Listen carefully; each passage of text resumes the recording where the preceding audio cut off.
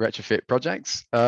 So we have today, we're going to hear from Wendy Bishop from Architype, Gwilym Still from Max Fordham, the engineers, Mark Burns from ISG as the contractor, and Alex Reeve from the university as the client team. So the full complement of people, not the full complement, but a few of the key players to conceive this scheme and ultimately deliver it. And I think the important thing to recognise here is that this retrofit is simultaneously incredibly important, and that's whether you read the Committee for Climate Change Net Zero 2050 report, or indeed the update in June 2020, which shows that essentially we're failing as a country in delivering retrofit.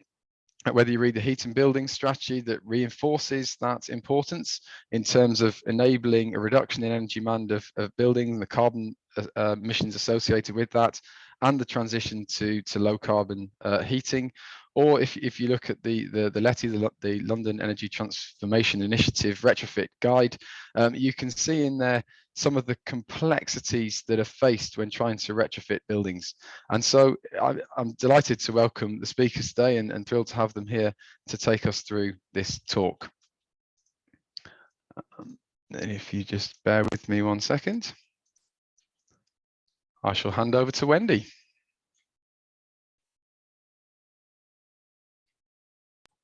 Apologies, still on mute. Thanks very much, Joel. Obviously delighted to come here and share stories about the project. So if we just move on to the next slide, I'm going to talk about the early design phases of the project, and then hand over to Gwilym, who's going to talk about some more of the detailed design. And then Mark's going to come in and talk about the contractor's experience of actually building this on site, challenges faced. And then Alex is going to give a bit of the context within the university estate.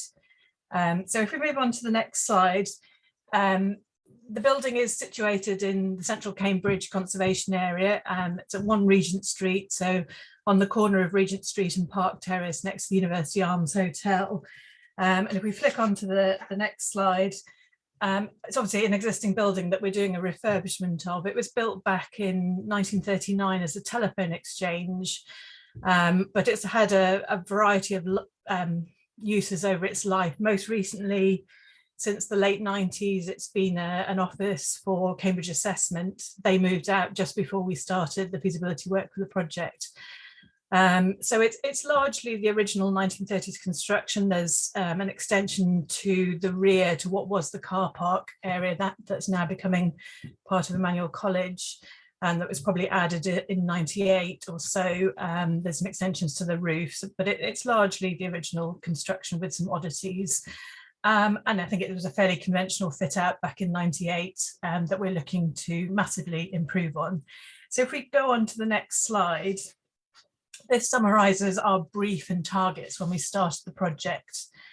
CISL and the university came to us, and they knew they wanted this to be an ENERFIT certified refurbishment.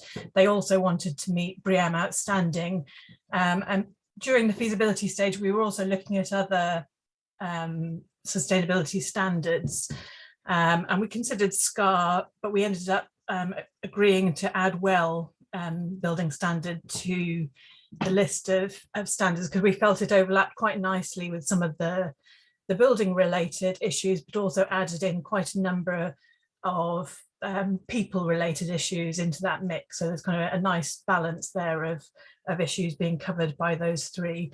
On top of that, CISL were really keen that this project demonstrated circular economy principles, and we'll talk about how some of that has happened, that it was, where possible, we use bio-based materials, and that overall we targeted as low an embodied carbon as possible. And if we just move on to the next slide, which explains the process of the project. So back at the beginning of stage 1, we, Architype, were appointed as architects and Passivhaus designers alongside a team including 3PM project managers, Gardner and Theobald QS, and BDP, who are MEP and structural engineers, acoustic consultant, and also BREEAM and WELL assessor on the project. And together we developed the project up until the end of stage 3. It was then tendered. ISG won that tender and came in with their own design team. So Fielden and Mawson architects, Max Fordham, MEP engineers, acoustic consultants and Passivhaus designers, and Carr structural engineers. And they have taken the stage 3 design and developed it through stage 4 and onto site. 3PM and G&T have stayed on with oversight over costs and project management, and Architype and BDP have stayed on in a client monitoring role through the stage 4, stage 5 while it's been on site.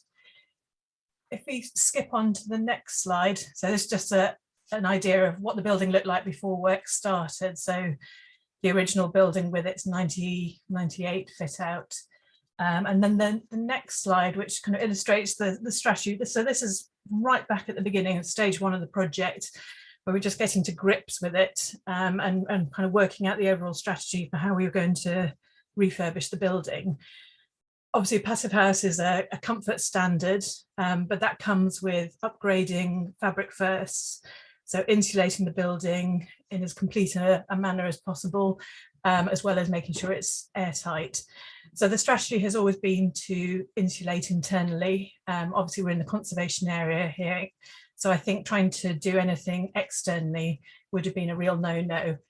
But insulating internally obviously brings with it a number of technical challenges, some of which are highlighted here. Obviously, the thermal bridges where existing structural walls meet the external envelope, either in the external walls or down in the basement. And the roofscape was a real challenge, lots of dormers to tackle and a very complicated roof profile to try and insulate. There were talks right back at feasibility stage about trying to reform the roof, maybe demolishing some things, adding a new extension, but ultimately that didn't go ahead and we were largely dealing with the building as it existed. If we move on to the next slide, I wanted to talk briefly about the windows, because once we've thought about insulating internally, we then need to think about how we tackle the windows. And there were a number of options available to us. Sorry, Joel, if you could move on to the next slide. Yep, brilliant. So we needed to improve the thermal performance of the windows. They were single glazed sash windows, although not the original sash windows, we think. They had some secondary glazing, but overall fairly poor performing and certainly nowhere near the standard required to meet NFIT certification. We looked at a number of options which are kind of detailed on this slide, and obviously there are triple glazed mock sash windows available, which would have been able to meet the Passivhaus criteria. But we had other issues as well. And so we looked at a number of other types of windows with increasing amounts of glass and minimizing the amount of frame. And if we go on to the next slide, this explains the kind of issues here. So on the left-hand side there, looking at the heating demand, so all other things being equal, when we plugged in those different options for the windows, we could see that there was obviously an improvement in terms of the heating demand. The more glass, the less visible frame we could see. But generally, most of them could probably be achieved within the heating demand limits of Passivhaus. But on the right-hand side is the kind of really the critical factor here for us. So it wasn't just about the heating, it was also about the daylighting. The experience of being in the building previously, it was very gloomy. And then when BDP ran the actual daylighting analysis results, we were falling way short of any BREEAM credits on daylighting. What we found when we looked at the options, particularly option 5 with the maximised glazing area, is that we could drastically improve the amount of daylighting getting into the building. We're still actually short of achieving any BREEAM credits for daylighting, but at least we have significantly improved the daylighting within the building, which is a kind of key factor in terms of health and well-being for the staff working in there. If we move on to the next slide, so this was then the impact. So on the left-hand side, we have what the building and windows particularly looked like previously. On the right-hand side, how that changes with the proposed windows, which were large single panes of glass effectively, or obviously triple glazed, but with the frame set back as far as possible behind the window opening. And then the next slide, it shows that kind of on a photo from the street. Brilliant. And obviously this is actually the major impact externally, and it was the area that I think planners were obviously most concerned about when this was put in for planning. And so we had to demonstrate the argument behind why we wanted to make these changes, show those graphs about the heating and daylight, and also looking at the embodied carbon impact of the changes as well as the operational carbon. So, I mean, I think ultimately the decision, they were approved to be changed, but we appreciate it's a kind of very key area and quite sensitive within this kind of conservation area context. If we move on to the next slide, yep, this was a diagram that we did actually based on stage 2, stage 3 information, and we're in the process of just updating these figures now, but they're largely the same. This is just to demonstrate the impact really of refurbishing over demolishing and building from scratch.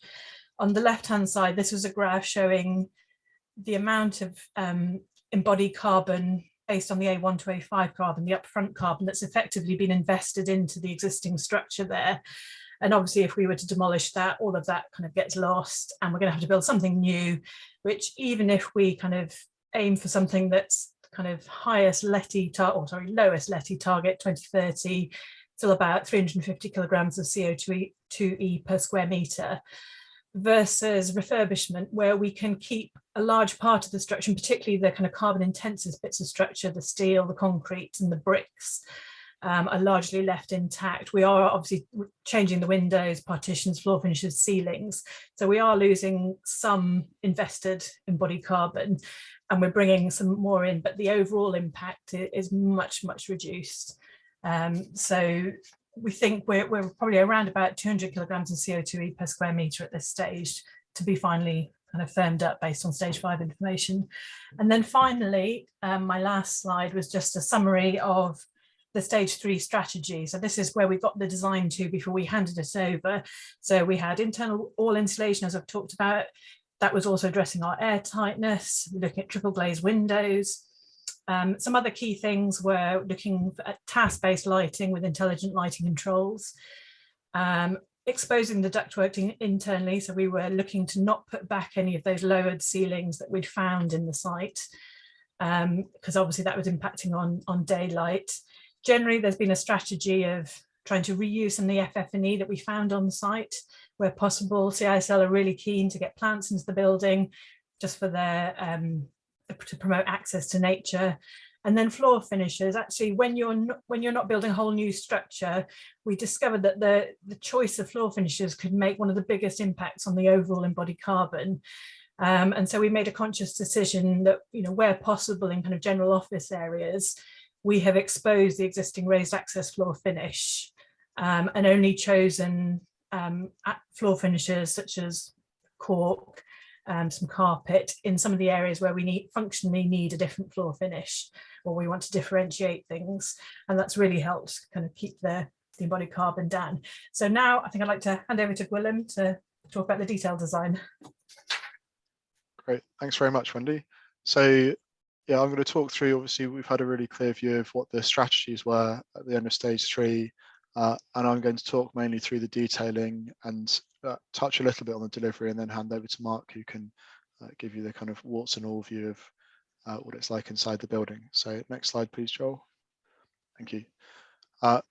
So again, kind of working through that diagram of some of the key elements of the scheme, we're going to start off with the internal insulation and how we're making that work to give both the thermal performance and air tightness and so on. So next slide, please.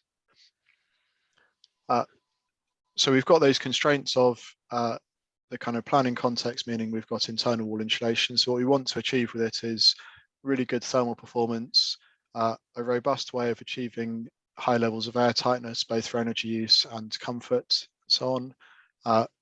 As part of the overall aims of the scheme to use bio-based materials where possible, we wanted an approach that was buildable and worked to the programme, and we wanted to create an internal services void because we've got some wall-mounted sensors, switches, etc.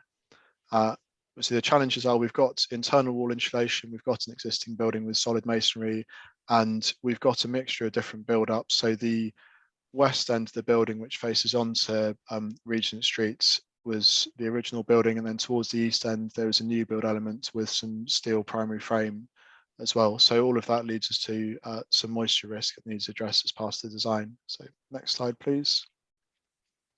So the typical build up that we've ended up with as a result of dynamic high growth thermal modeling is to retain both existing brick and also where it exists, the existing cement based render on the inside of that, and then to have on the outer face of that, or working back into the room, sorry, a Darthnite render, which is a plaster which has got a degree of cork and clay within it, so it's useful both in terms of providing some moisture buffering and moisture risk protection, and also acting as the air tightness line for the building. And then a Gutex, so wood fibre insulation on the inside of that. And then further inboard of that, we've got an air gap, so our services cavity, and then finally lining out with Thermacell for the final finishes. Next, please. So I won't talk through all of this, but just to sort of say we did a combination then of dynamic moisture modelling using WFI, and then checking those build-ups at the same time using PHPP, which is the Passivhaus energy model. So we're sort of balancing off the increase in moisture risk as we increase the thermal performance that build up versus the improvements in total energies for the building. Next slide, please. And so the left-hand side is the kind of the sketch, the build up. The right-hand side is the final version. This is one of Fielden and Mawson's details here. So you can see we've got the masonry, we've got the render, the Darthnite, the blue line showing where the air tightness line is. So part of the reason that moisture modelling was needed was because we're not only we're doing internal wall insulation, we're also putting the air tightness line on the cold side of the insulation. And then through you can see the Gutex, the services cavity, and the final finishes. Next, please. And then in combination with that, so that's that's a nice general wall build up. Unfortunately, that doesn't happen all the way around the building. So we've got two different primary structures. We've got the concrete frame for most of the building. We've got the steel frame at the east end of the building. And by the time we'd worked through all of the different kind of permutations and variations on a theme around the building, there's sort of 60 plus thermal bridges in the whole section. The one shown on the right hand side is quite a good typical example. So this is where we've got the in situ concrete slab coming through to meet that external wall build up. And some of the bits that we worked on here then is we're trying to limit the heat loss through that concrete slab, but we're also trying to both not disrupt the floor finishes because we want the raised access floor to run all the way through, not come too far inboard underneath the soffits because we want the lighting, etc., to work, and have a way of integrating with all of those and being fairly buildable. So the insulation on top of the slab is laid down as individual bats with a ply on top and then a kind of mini pedestal that Fielden and Mawson found, which lets us keep the floor finish run all the way through and lets us keep that retained floor, which Wendy's mentioned. And then underneath, we've got a kind of a bulkhead built out with some mineral wool, which again comes in far enough to improve the thermal performance, but not so far that it's massively disruptive within the space or ruins the lighting scheme. Next, please. And this is just an example of some of the 2D thermal bridging modelling that was done to kind of look at where the break point for that improvement was and how far we should push it into the space. Next, please. And then from the air tightness side of things, so we've got that general condition of the build up. If we jump to the next one, please, Joel. We've got a couple of different primary structures. We also had an existing services trench that was found during the strip out and some preliminary air testing, which ISG arranged, which showed that some of the screed on top of the slab was also not entirely airtight. So the approaches kind of vary depending on the condition around the building. For the general wall build-up, we're using the Darthnite. In some locations like these ones where you can see the kind of services trench around that perimeter, we're using a liquid applied membrane called blower proof to lap across onto that upper finish and to give some protection against air leakage.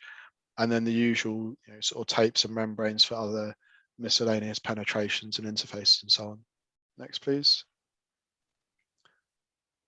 I'll briefly touch on some of the more MEP related bits, so how we're actually ventilating and heating the building. So next slide, please. So we've got a building-wide cascade ventilation. It's kind of the archetypal Passivhaus vent system for a house, but on steroids here. So we've got one MVHR unit that's doing the entire building. It's located down in the basement, drawing air in from the east side of a light well and discharging on the west side. And you can see the blue ductwork shown here is supplying fresh air throughout the entire building. Then we're transferring that through circulation spaces and then extracting in the pink ductwork from spaces that need extract vents. So for example, showers, toilets, storerooms, etc. Next slide, please.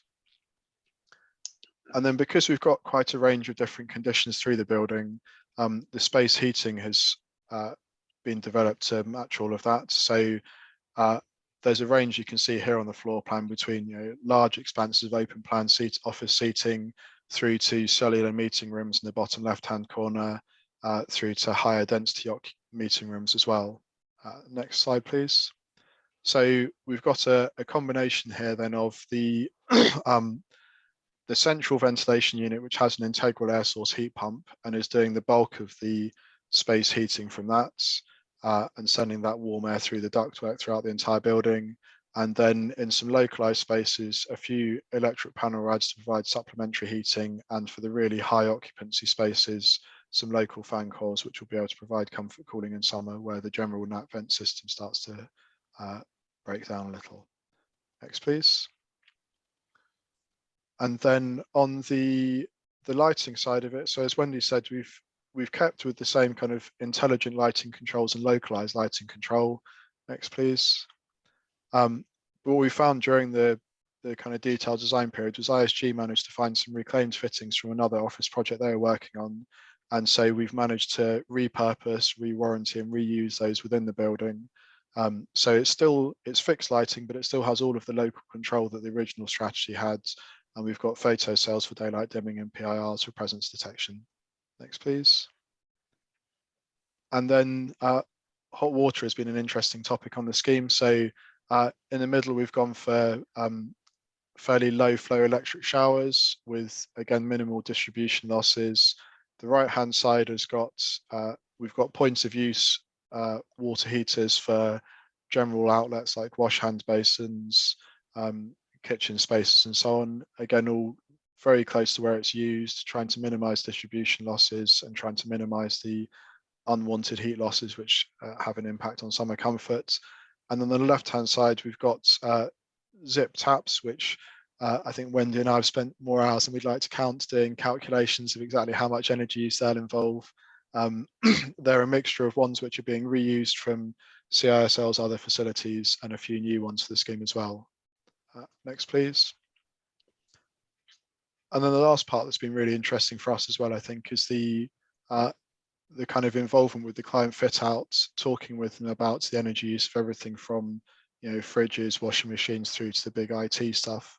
And it's been good from our point of view, both to have a client who's really interested in it and to have a project and a process using PHPP where all of those decisions get fed back through a single building wide energy model so that hopefully things don't creep in by accident. So I think that's the end of my section. Thank you very much. I'll hand over to Mark now. Next one. Thank you very much, Gwilym. Good afternoon, everyone. I'm Mark Burns from ISG. If you click the next slide, please. Okay then, so firstly, just want to touch on why I really wanted to get involved with this project, really. As we all know, the industry, as with many other industries, are having a big impact on the ecosystem within the world. And I just think that if we can learn new ways and methods of building, then we can become more sustainable and start saving the world for the future generations, really. So our construction timeline then, we commenced work here in January 2021 with our demolition phase of the soft fixtures and fittings around the building, including removal of any fabrics within the building to expose any of the raw material of the actual building itself. During that phase then, we were able to stick to the ethos of the circular economy ethos, and we were able to remove and repurpose the existing tables, chairs and other furniture parts, supporting 2 good causes and avoiding 21,000 kg of CO2 emissions, and 22,000 kilogram of waste was diverted from landfill. So just really buying into the whole ethos of the project, really. So yeah, the timeline, as you can see, so proceeding through and from demolition into the existing building fabrics and repairs, which I'll touch on in a moment, with working with an old building, it tends to throw up some curveballs, and then proceeding into construction, the M&E, and currently we are in the stage of joinery and decorations, and we will move into 2022 and commissioning stage, and then handover early part of the year. Next slide, please. Okay then, so during the demolition phase, as I mentioned, the building started to throw up its own little problems as we started to remove suspended ceilings, raised access floor finishes, and any sort of other partition systems or linings that were already in place. So if you can go to the next slide. So the challenges that we faced then. So on removal of the raised access floor, it was found that the substrate contained asbestos. Survey was carried out and the remedial works had to commence prior to any programmed refit starting. So that certainly had an impact. And then the actual existing building condition as well.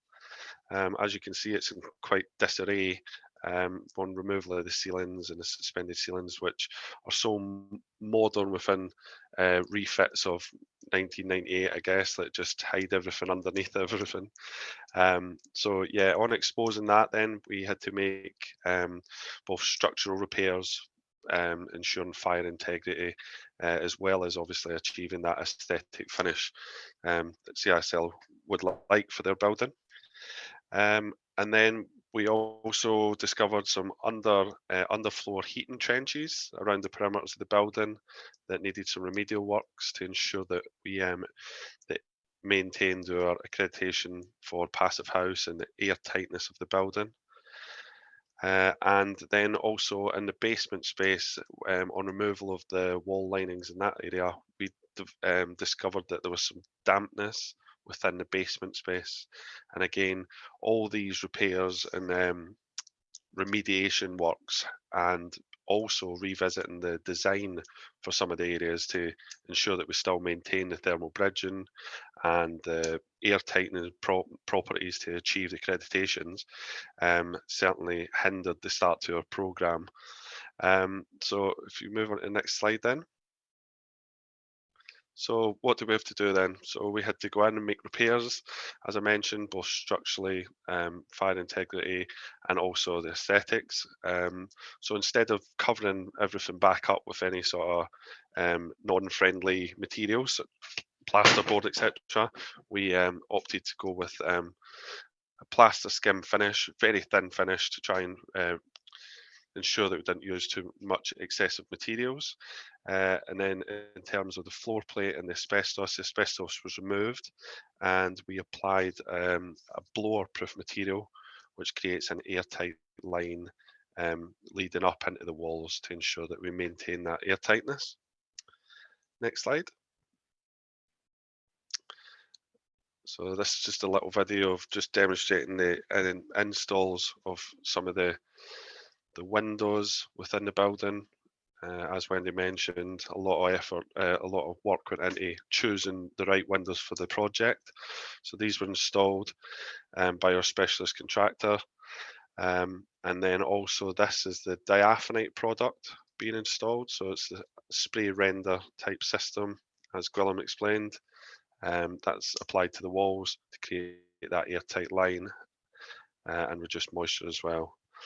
So the reason I chose these two videos then to just demonstrate are that they're certainly materials that I have never sort of used really. The diaphanite certainly I've never used. So the team had the challenge of learning all about each individual bespoke material. So attending manufacturers' workshops and learn about the specifications and the installation procedures for each of those. So it's been certainly worthwhile for us to all learn these new techniques in the hopes that this is the future of our industry, really. Next slide. So this video then demonstrates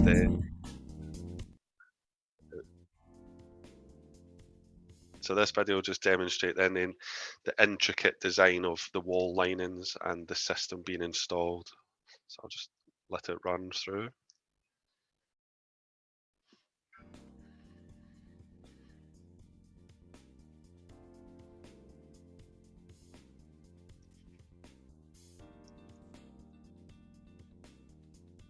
So that's the diaphanite product going on the walls.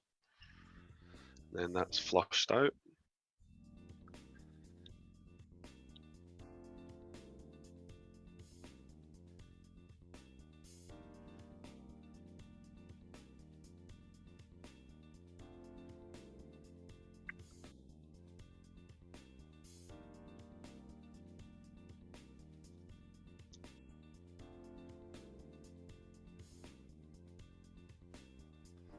The liquid applied air sealing product, blower proof, being applied there, and then the Proclima tapes to ensure the airtight barrier is maintained.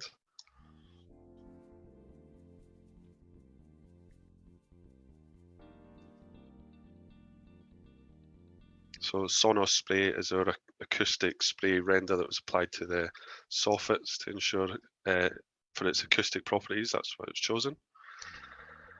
And then our Gutex insulation and Compactifoam was to create a thermal, to reduce thermal bridge between our stud work and the slab itself, the substrate.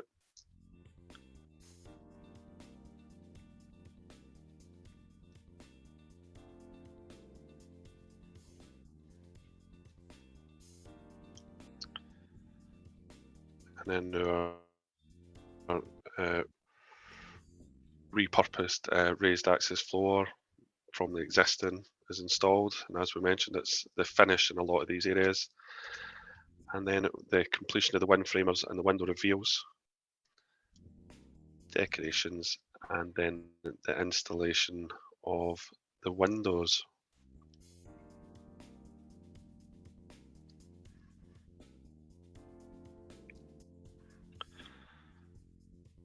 So the reason I chose this video then is just to highlight the intricacy of how these wall lining systems are put together. So certainly like systems that I've used previously in the past, where it is literally just a stud, an insulation or iso roll system, and then boarding. So the intricacy of the design and understanding the hold points, ensuring that the quality is right on the install is very important to ensure that we hit these accreditation standards. And as demonstrated here, we host benchmarks, manufacturers coming on site, checking the diaphanite and the interfaces with the new products. So the wind frame or window lining system and how that interacts and the tapes with the diaphanite, because it's all a learning curve to us all. So ensuring that those hold points are maintained at all times is very important to the project. Next slide. And then again, so this is just to demonstrate the Sonos spray. So it's a paper material system that's sprayed to the soffit, and it's been chosen for its acoustic properties. And then again on the left, you can see it's raised access floor systems being maintained throughout to ensure that we're not doing any waste materials, really. If we can reuse it, we try and do that as much as possible. Next slide. And then just to the M&E aspects of the project.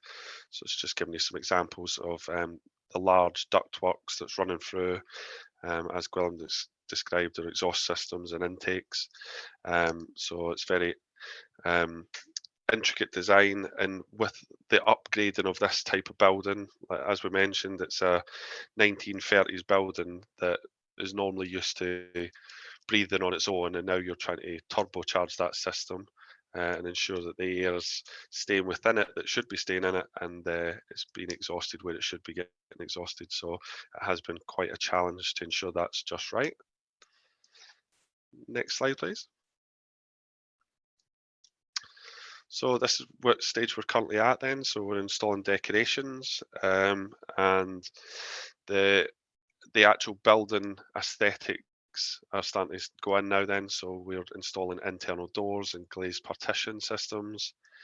So the slight challenges we've had with this is laying on top of a raised access floor with no finishes leading up to those. So there's some intricate little details to make sure that the workmanship's absolutely perfect and the quality is really there, so that we get that finish that's desired by our client. Next slide, please. And then these are just some of the examples of the external elements to the building then. So we have our flashings and windows from the outside. As we mentioned, it's very important that we maintain the planning applications for this area, and we feel that we've achieved that with the flashings, which are now being installed on site, and also just an example of the external doors that have now been installed as well. I think that's my last slide. Yes, I'll hand you over to Alex. Thanks, Mark. Yeah, that's the cue for me to wrap up. I want to leave a bit of time for question and answer. So I'm Alex from the Estates Division at the University of Cambridge, but it's fair to say that this project is going well beyond any standards that we've set to date, and that is really down to the users. So I want to draw particular attention to Dame Polly Cortis, who was director of the Cambridge Institute for Sustainability Leadership at the time, and provided that leadership, the influence and the money raising abilities and the ability to inspire people to make a project that's this innovative happen. And she was very much supported by Professor John French, who brought a real sort of weighty experience to development of the brief based on his work at UEA, the University of East Anglia Enterprise Centre, which was Passivhaus certified, I think one of the largest Passivhaus certified projects at that time. So he was sort of key in setting sort of really measurable standards that could be defended as the project had to sort of pass through the many hurdles that projects of this scale need to. And I'm glad to say we still look to be on track even now as we're midway through construction. So next slide, please. So the project should be seen within the context of the university's own carbon reduction target. We've signed up to a science-based target, which is essentially committing to play our part as a sector in cutting our carbon pretty steeply in order to play a role in delivering no more than 1.5 degrees of global warming that the Intergovernmental Panel on Climate Change advises is so vital for all our futures.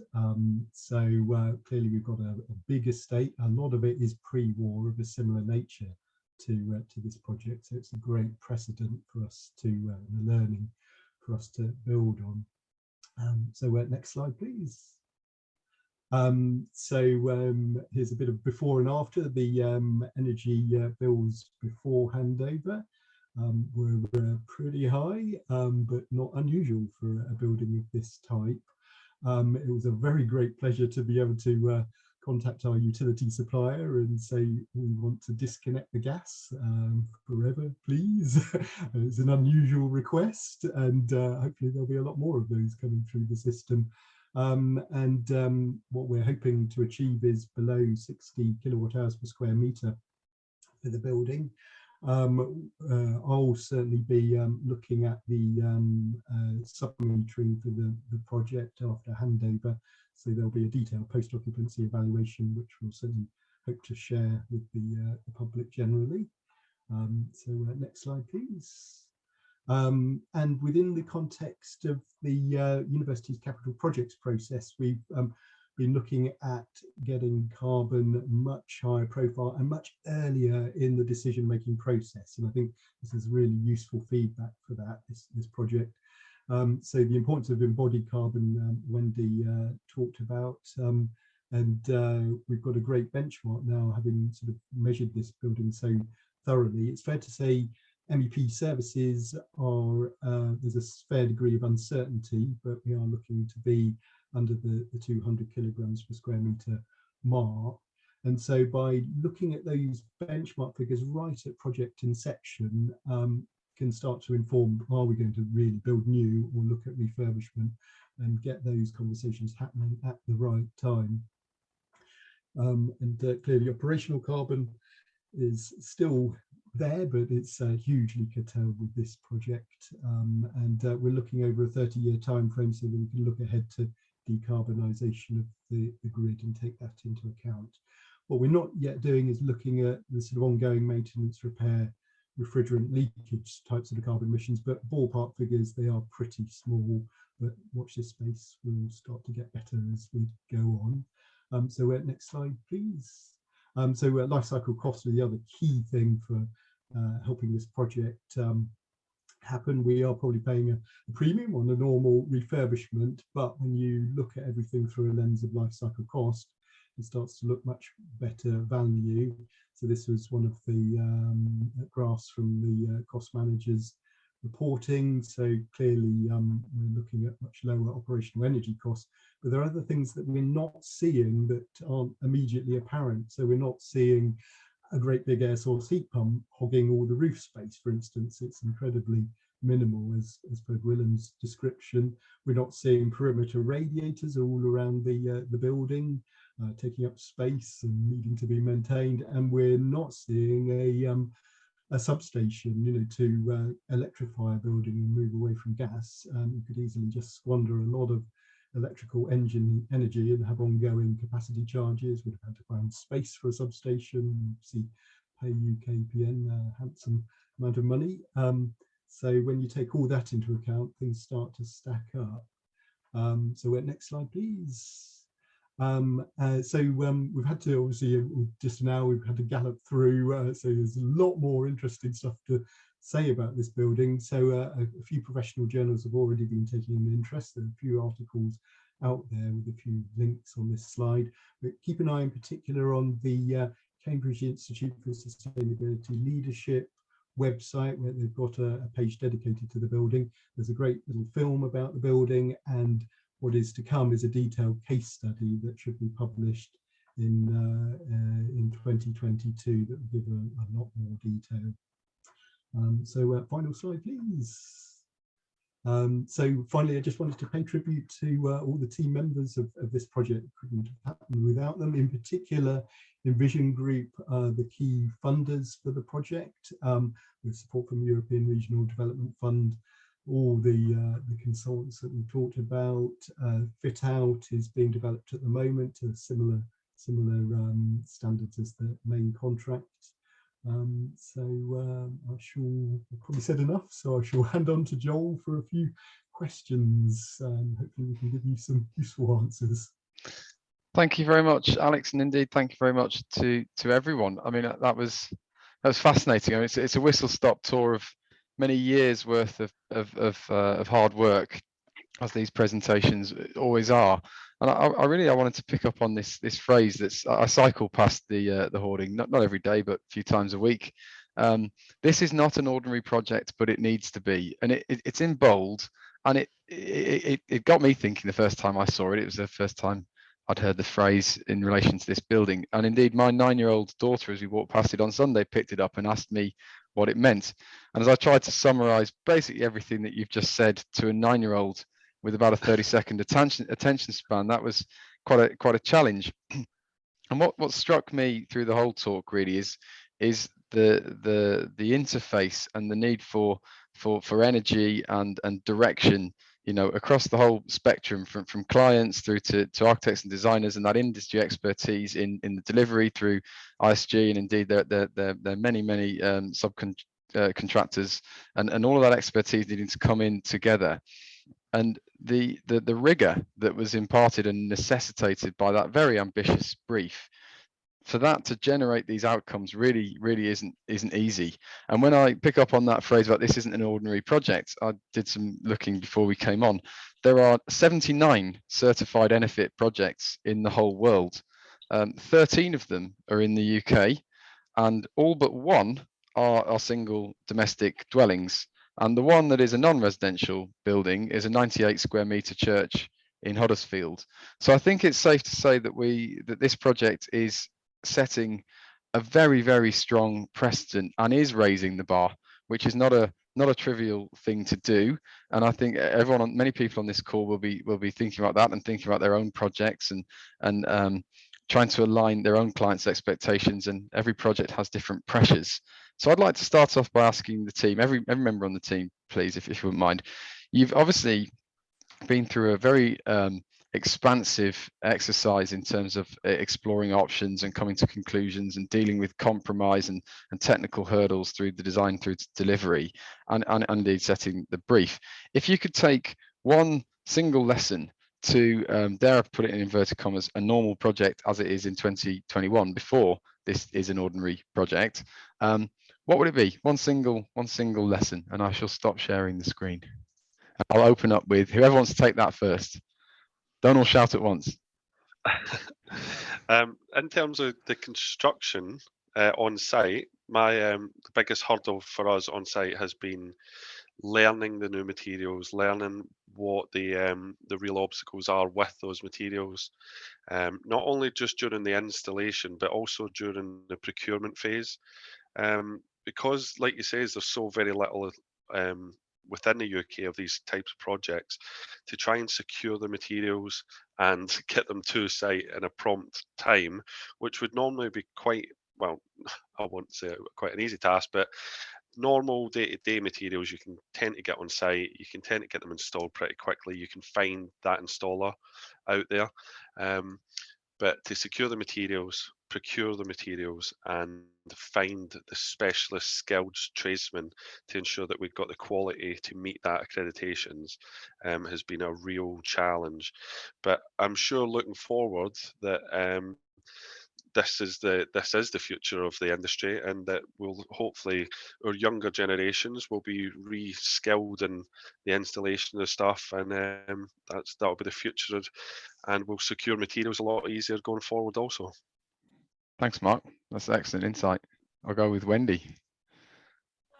I think the one lesson would probably be that it takes a team effort to really deliver it. I think kind of individually we can design something beautiful and hopefully highly ambitious, but really you need the client there with the ambition to push it through and to see it through. But equally, we need the contractor to come in. And I think particularly on this one, it was interesting, the circular economy aspect of the project. We talked about it at the early stages, but it really took ISG coming forward to unlock things like identifying the light fittings from another project and saying, oh, let's try and work out how we use them and bringing that back in. So I think it's collectively we can achieve more. Thanks, Wendy. Go on, Gwilym.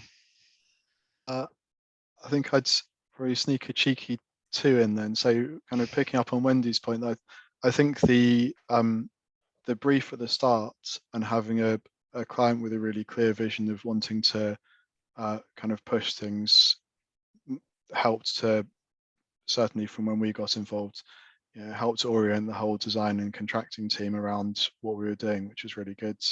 And I think, again, touching on Mark's point about the supply side, I think one of the bits that's exciting from our point of view is that whilst it might be a bit harder to get hold of people to do the Darth Night installation, etc., all of the materials are ones where there isn't a kind of a planetary limit that's really stopping us from using them much more widely. And a lot of the components, like the windows and the ventilation systems, and details for the thermal bridging and so on, are all things which are conventionally available within the UK. So it's not a there's lots of like scalable off-the-shelf stuff that you can use for doing these sorts of schemes if you employ it in the right way, I think has been one of my lessons from it to take forward. That leaves you, Alex. The lesson for me was, if you go for a really rigorous fabric first approach, just how small, how low the heat demand can get. I mean, I still find it quite astonishing that, you know, you can cut it by more than 80%, and the consequence of that in terms of the amount of space for plant, because looking at the wider estate, you know, we're going to really be struggling. Where do we put all these heat pumps? There's not enough heat in the ground to do ground source for all our estate, and where do we put the air source heat pumps? It's a real conundrum, but this building shows that actually you can get things so small that the primary heat pump is tucked in with the air handling unit in an existing space. That is just amazing, I think, and you know, a really useful lesson from the project. And certainly I can see that assists completely with the scalability to all different types of projects. You know, most buildings are in quite dense, quite tricky urban environments, not just Cambridge, but across the UK, and being able to deal with this on plot without that kind of challenge, Alex, is huge. It's almost enabling in a way. So I'm going to jump on the thorny question. How does the construct, which, you know, someone can please jump in, it might need to be Alex in this group, maybe not, construction cost per square metre for the project with benchmark rates for conventional office refurbishment projects compare, please? I suppose I should say a few words on that. I have to say I haven't looked in detail. We really need the cost managers with us on this one, but we certainly want to share some detail in that case study that I advertised, which will be coming out in the new year. Obviously there are sort of non-standard things you have to disentangle from this project, but I think if you sort of standardize it to a certain extent, we might be coming in at the £2,600 a square metre sort of mark, which, you know, isn't cheap but could be more, and you need to see it in the context of the life cycle cost aspect, as I mentioned earlier. Clearly we may well be paying a bit of a premium, as you know, like you said, Joel, this is pretty innovative stuff, and so there is a sort of supply chain, hopefully, that will be building over time and making some of these things cheaper. You know, the diathanite, the triple glazing, all those sort of key items that are not so usual that have been put into this project. Thanks, Alex. I'm gonna move on to a bit of a technical question, but one that certainly I think affects the scalability and the repeatability of this approach. There are a lot of exposed. There is a lot of exposed brickwork on our existing buildings, is there not? And we have a question here about well, it's phrased as, does the diathanite affect the breathability of the building, Gwilym? So I think what's being asked there, and maybe Wendy can come in as well, about managing that moisture risk and the role of the diathanite specifically. Yeah, I'll have a go then. So I think it is both breathable and capillary active. So from our point of view, it's helping with both the moisture management side of things, and then, as we said, also it's got that air tightness property. So it's helping with with that, both in terms of occupant comfort and avoiding cold drafts, and also energy use and avoiding warm air leaking out of the building. So yes, is the answer in terms of it is breathable. It's helping with the moisture risk, and it's the reason that we've got that there rather than just having lots of Gutex, because we wanted to both manage the moisture risk and manage the air tightness side of the fabric as well. And this one would probably go to a combination of Mark and Wendy. So I'm going to read it out directly. If the windows were installed from the outside, and this is someone who, and what I'm keen for this talk to do is people can take things away to their own projects and really, you know, start to learn from this exemplary project. So it's quite detailed. How are these tied into the air tightness layer, which is internal? And was the detail affected by installing in an existing facade, as presumably there might have been some small variation in the opening sizes? I wonder if the small variation might be replaced with large variation there. Maybe Mark, you could expand, or Wendy. Shall I just start? Because I started trying to type an answer and pressed the wrong button. They were installed from inside, partly because as the building was opened up, it was discovered that there were brick nibs and also projections down, not on every single window, but on enough windows that we needed to standardize things. So the windows definitely came from the inside. And I think, as Gwilym mentioned in his talk, or I think Mark picked up on it as well, that there's tape around the windows. And Mark, maybe you want to talk about the variation found on site in terms of sizing. Yes, so the actual install, so the interface between the window and the airtight line, they've installed a wind framer system as well, that incorporates tapes and EPDMs that lap onto the dormer windows, certainly up in the level 3 areas. But the variations in the windows from a 1930s building, almost every window was completely different. So we had the task of ensuring that we give it the aesthetic look of looking like, giving it a symmetry look from the inside space, but then also, again, the challenge of bespoke elements of windows being manufactured and being installed.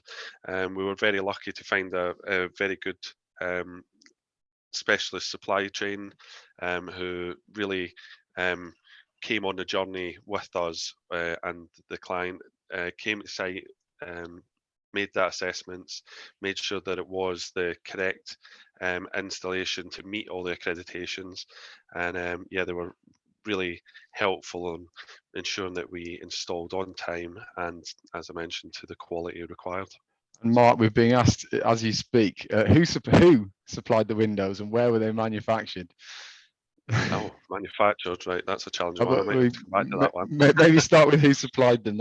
You might know that one.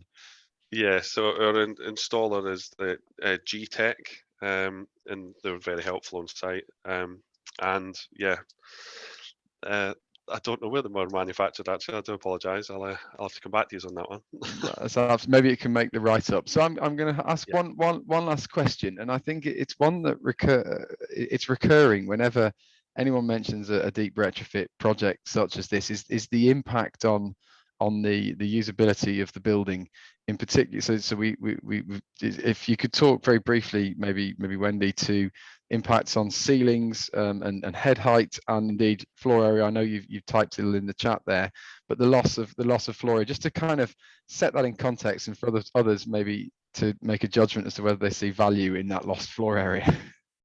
Yeah, so I don't have the exact figures to hand, but the building is approximately 3,000 square meters. And I think we lost in the region of 75 square meters to the internal wall lining in total. I mean, obviously it was kind of planned in from the beginning, so, and everyone accepted that was going to happen. So we didn't really have a fight on our hands in terms of doing that. And it was a kind of accepted part of the process. I could well see on other projects that might be really critical. I think the other thing to say here is that the building form is actually quite compact. So it means there's probably less perimeter to floor area. So again, I think that probably helped us quite a bit. In terms of ceiling heights, I'll bring Alex in. Yeah, as the client. The perimeter radiator issue comes in here, and it's a sort of an accountancy thing, because you tend to measure to the wall, not to the face of the radiator. Radiators could easily take up 150 mil of zone, so that needs to be borne in mind, that we've lost space to fabric, but we've gained space, not just from not having so many radiators, but also just the building, the heat distribution in general. It's very fabric first approach. It's a very good point, Alex. And I've been asked, that was going to be my last question, but we've just been asked, how did you get on as a team together, and would you work with each other again? I'll have a crack if you want. Go on, Will.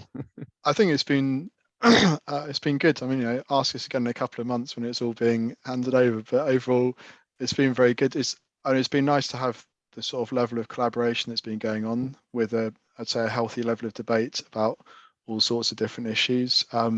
And yes, would work together again. Although I have to say, you'd be pretty rare to find anybody in one of these seminars who would get to this point and say, it's been absolutely disastrous and I would never encounter any of these individuals again. And on yeah, that it's note, been good. and on that note, without bringing everyone else in, because we're out of time, I mean, just to wrap up, you know, we've heard, thank you so much for your lessons learned, ISG, the importance of developing and the use of understanding the skills needed with the materials that are used. Wendy summarising that collectively we can achieve much more as a team, and Gwilym rightly pointing out that's been very successful. Alex, genuinely astonished that the heat demand can be reduced by that much as a consequence of a fabric first approach for what is quite ultimately a standard building. And Gwilym just pointing out very clearly that occupant comfort and avoiding cold draft does go hand in hand with that reduction in heat demand. And I think we're all just fascinated to see this finished. I wish you all the best of luck. I think you're entering a tricky phase, Mark, but I've no doubt whatsoever that this will be successfully delivered, and we can't wait for further feedback and case studies. So thank you very much for your time, and thank you everyone for listening. Bye now. Thank you very much. Thank you. Thanks everyone.